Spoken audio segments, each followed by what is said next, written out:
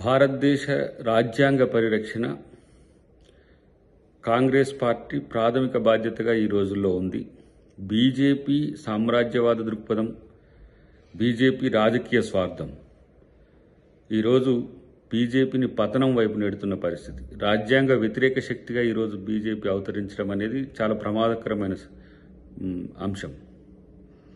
ఇప్పుడు రీసెంట్గా మనం ఆంధ్రప్రదేశ్లో చూస్తున్నాం కదా, చంద్రబాబు గారితో కలిసి అధికారంలోకి వచ్చిన తర్వాత కూటమిలో లుకలుకలు, అటు పవన్ కళ్యాణ్ సీఎం కావాలని, ఇటువైపు లోకేష్ డిప్యూటీ సీఎం కావాలని చెప్పి ఎలాంటి గిల్లి గజ్జాలకు వస్తున్నారో చూస్తున్నారు. ఇది కూటమిలో లుకలుకలకు ఒక ఉదాహరణ.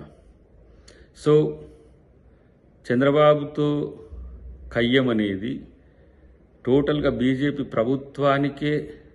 ప్రభుత్వం యొక్క ఉనికికే ప్రమాదం అని తెలిసిన తర్వాత తగ్గుతున్న పరిస్థితి ఉన్నప్పటికీ కూడా పవన్ కళ్యాణ్తో తను ముందుకు వెళ్ళి ఏ విధంగా టీడీపీని పక్కన నెట్టాలనే వ్యూహం నిరంతరం ఆలోచిస్తూనే ఉంటుంది. పంజాబ్లో అకాలీలతో ఆలోచించిన, మహారాష్ట్రలో షిండేతో ఆలోచించిన, ఇంకో రాష్ట్రంలో ఇంకొకరితో ఆలోచించిన, తన రాజకీయ మిత్రునితో కలిసి రాజకీయ లబ్ధి పొంది ఏ విధంగా అదే రాజకీయ పార్టీని అంతం చేయాలనేదే బీజేపీ ఎత్తుగడ ఉంటుంది ఎప్పుడు కూడా. కాబట్టి వాళ్ళు జాగ్రత్తగానే ఉన్నారు. ఇప్పుడు బీజేపీకి ఆ ప్రమాదం కూడా భవిష్యత్తులో ఉంటుంది.